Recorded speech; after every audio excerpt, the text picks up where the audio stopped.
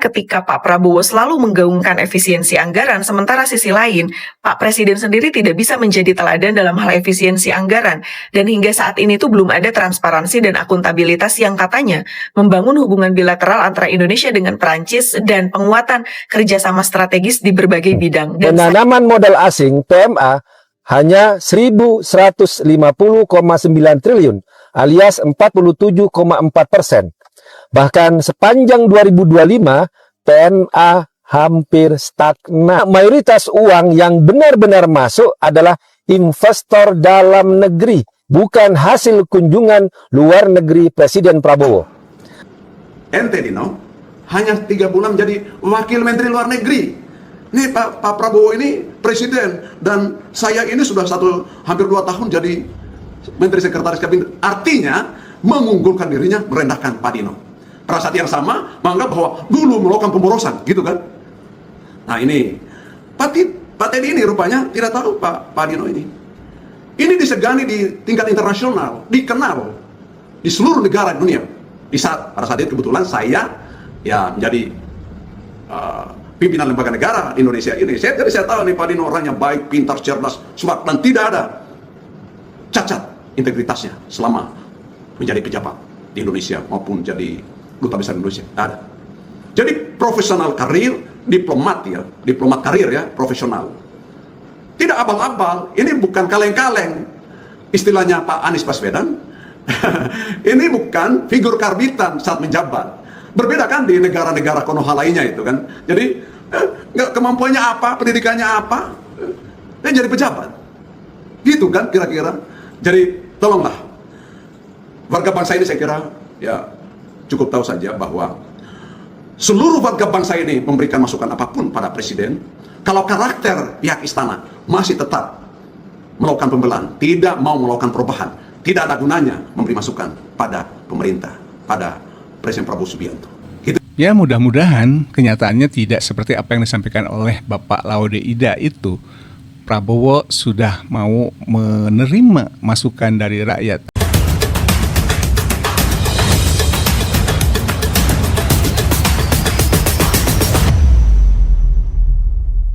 Kunjungan Pak Prabowo Subianto ke Paris sebanyak 4 kali dalam waktu yang berdekatan ini dipertanyakan urgensinya oleh publik. Karena ketika Pak Prabowo selalu menggaungkan efisiensi anggaran, sementara sisi lain, Pak Presiden sendiri tidak bisa menjadi teladan dalam hal efisiensi anggaran.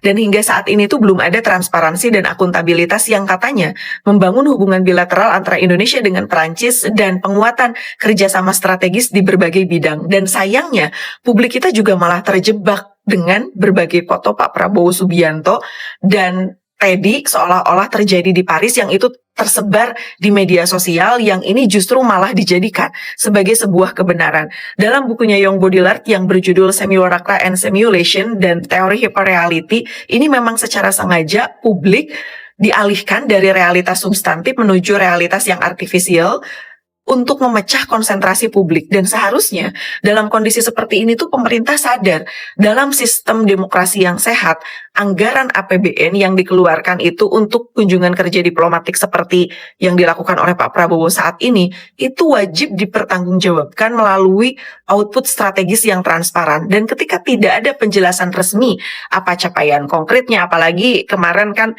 menjelang Idul Adha, yang itu juga kita pertanyakan bagaimana pengabaian terhadap hak warga negara untuk tahu atau right to know, dan ini dapat berpotensi democratic accountability crisis, terjadi krisis akuntabilitas demokrasi. Dan jangan sampai rakyat justru malah terjebak dengan gimmick-gimmick yang ada di media sosial, dan kita tidak fokus sebagai warga negara yang menjadi fungsi kontrol bagaimana mengkritisi berbagai hal program-program yang substantif. Dan menurut teman-teman, kira-kira wajar nggak sih sebetulnya ketika Pak Prabowo melakukan kunjungan ke luar negeri dengan intensitas yang cukup sering, tetapi sisi lain kita dihadapkan dengan rupiah semakin melemah dan berbagai program dan juga problematika lain yang itu tuh bermasalah gitu di Indonesia. Gimana menurut pendapat teman-teman? Guys, ini lagi panas. Seteru antara pihak istana yang diwakili oleh Letkol Teddy Indrawijaya versus Dino Patijalal. Saya boleh katakan Dino Patijalal mewakili keluhan, kritikan aspirasi dan atau masukan dari jutaan warga bangsa ini yang waras dan memiliki kesadaran kritis, yaitu terkait dengan ketidaksetujuan atau masukan atau harapan agar Presiden Prabowo Subianto jangan lagi terlalu intens berkunjung ke luar negeri, karena di samping menggunakan uang negara, kita harus fokus membenahi dalam negeri. Menurut Dino Patijalal, ternyata Pak Prabowo Subianto mencatat rekor, apa yang rekor muri, nggak tahu lah, rekor tertinggi dari seluruh kepala negara dunia yang berkunjung ke luar negeri. Padahal setiap berkunjung ke luar negeri itu memanfaatkan puluhan bahkan ratusan miliar rupiah, dan itu bukan uang pribadi, uang negara. Juga dalam negeri kan ini terkadang tiada pengaruhnya kunjungan ke luar negeri Presiden dengan kondisi dalam negeri yang masih banyak harus dibenahi, termasuk uang negara yang digunakan kunjungan ke luar negeri tadi. Kalau dimanfaatkan untuk menjadikan rakyat berdaya, memberantas kemiskinan, itu pasti akan lebih berguna. Kira-kira substansinya begitu. Tapi respon Pak Letkol Teddy ini juga cerdas. Dia memaparkan bahwa sudah ada outputnya, hasilnya itu investasi besar dan sebagainya. Meskipun tidak dicatat apakah memang buah dari kunjungan ke luar negeri investasi itu atau bukan. Nah, juga ternyata menurut Pak Teddy, kunjungan ke luar negeri ini tidak menggunakan banyak uang negara seperti yang pernah terjadi pada saat Pak Dino berperan di Kementerian Luar Negeri atau di Indonesia ini. Gitu. Apa yang saya mau katakan? Substansi dari apa yang dikatakan, apa yang menjadi respon Letkol Teddy Indra Wijaya ini, setidaknya dua. Pertama, defensif. Menganggap bahwa apa yang dilakukan oleh Pak Prabowo itu sudah benar. Jadi kalau orang yang defensif kan tidak mungkin melakukan perubahan. Jadi seluruh warga bangsa ini kritik pun Pak Prabowo tetap akan berkunjung ke luar negeri. Kira-kira begitu intinya. Defensif. Katakan bahwa ini sudah benar nih karena geopolitik global yang begitu dinamis. Presiden harus membangun hubungan personal yang intens dengan kepala negara. Ini mau jadi duta keliling Indonesia atau jadi presiden? Kan itu. Kedua, ini juga menganggap bahwa apa yang dikatakan Dino itu tidak benar. Bahwa rombongan Pak Presiden berkunjung ke luar negeri antara 50 sampai 60 orang. Sementara rombongan pada saat Pak Prabowo Subianto, mungkin juga Pak Jokowi, lebih dari 100 orang gitu. Jadi perbandingan kuantita personal yang menyertai Pak Presiden kira-kira begitu ya. Tanpa menghitung jumlah yang hadir itu dengan nilai tukar rupiah yang mencapai hampir 18.000 rupiah sekarang ini.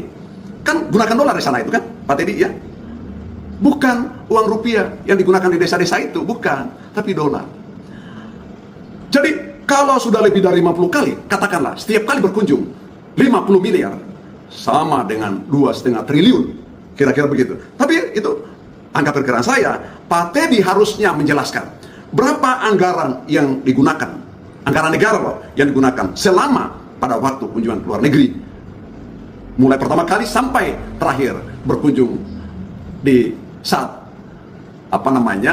lebaran haji di Perancis itu. Sudah berapa? Pak Teddy harus menjelaskan itu. Baru ambil perbandingan 1,5 tahun Pak Jokowi menjabat, 1,5 tahun Pak SBY menjabat pada saat itu. Itu baru perbandingan yang nyata. Nah, gitu ya. Kalau Pak Teddy menganggap bahwa kalau kelebihan dari alokasi uang negara dalam APBN menggunakan uang pribadi, coba tunjukkan juga berapa uang negara yang digunakan, berapa uang pribadi yang dikeluarkan. Nah gitu kira-kira. Ya Pak Teddy, Pak Prabowo harus dengar ini juga. Yang kedua, karakter responnya ini menganggap remeh Pak Dino dengan menyatakan Pak Dino dulu pernah menjabat Wakil Menteri Luar Negeri 3 bulan. Artinya menganggap bahwa, ente Dino hanya 3 bulan menjadi Wakil Menteri Luar Negeri. Nih Pak Prabowo ini presiden, dan saya ini sudah hampir 2 tahun jadi Menteri Sekretaris Kabinet. Artinya mengunggulkan dirinya, merendahkan Pak Dino. Pada saat yang sama menganggap bahwa dulu melakukan pemborosan, gitu kan? Nah ini Pak Teddy ini rupanya tidak tahu Pak Dino ini.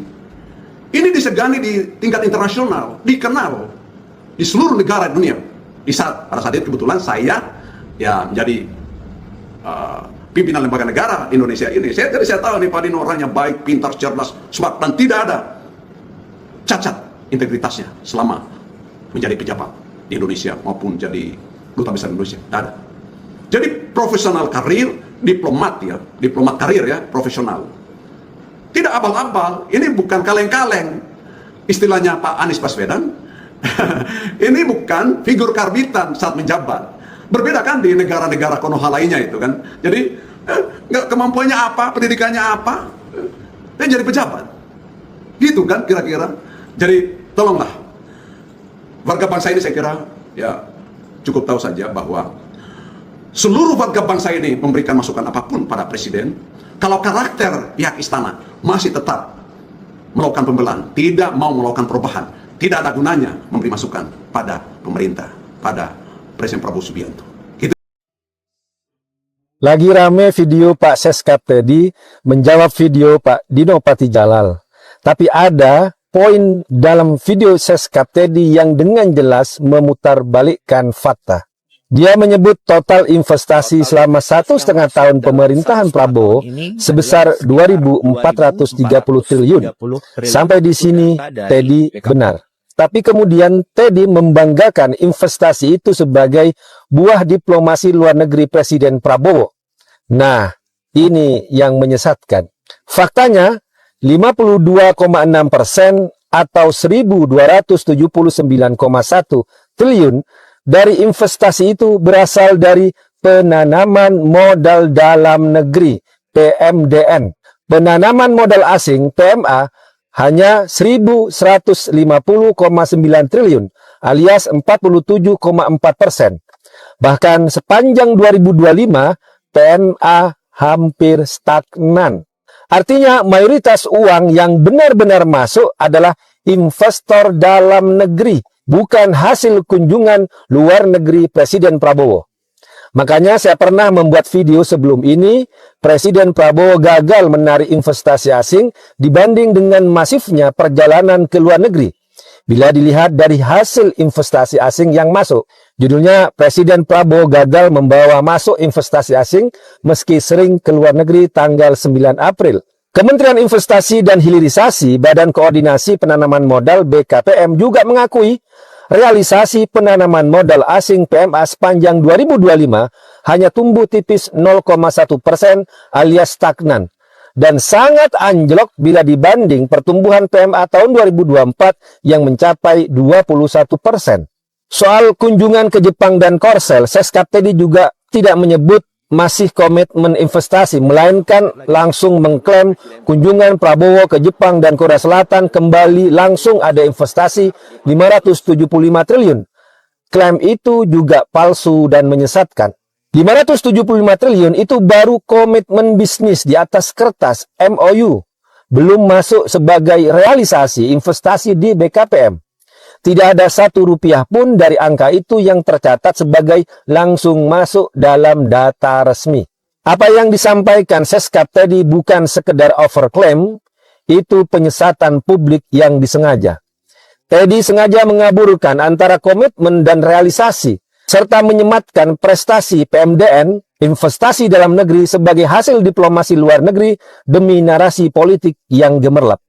Publik berhak mendapatkan fakta yang jujur, bukan kalimat bombastis yang menyesatkan.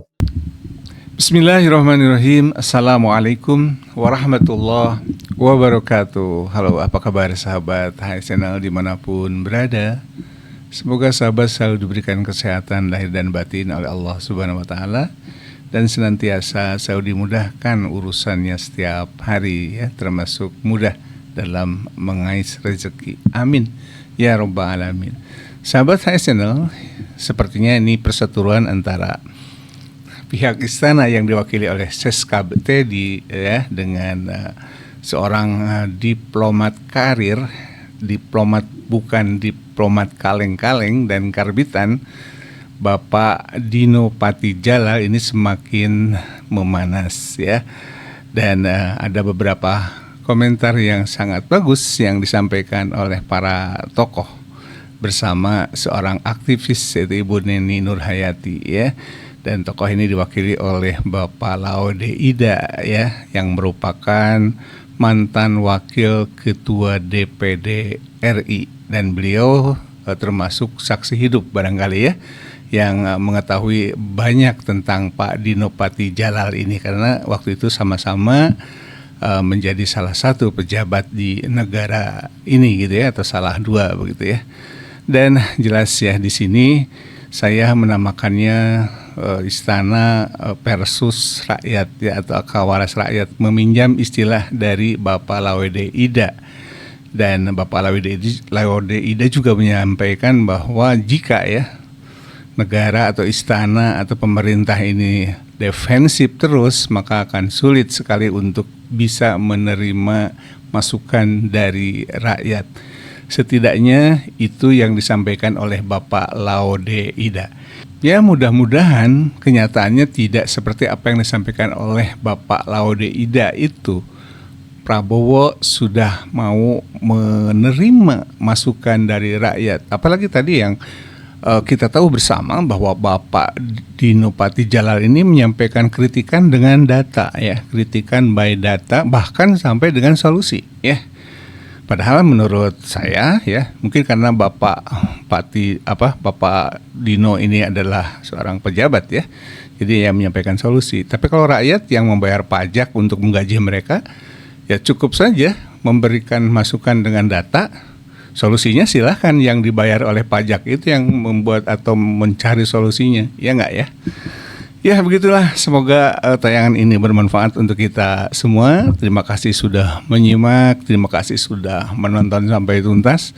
Dan jangan lupa selalu menjaga akal waras dan sehat. Selalu doa kami untuk sahabat HS Channel. Amin ya rabbal alamin. Aqulu qauli hadza wa astaghfirullah li wa lakum. Wassalamualaikum warahmatullahi wabarakatuh. Merdeka!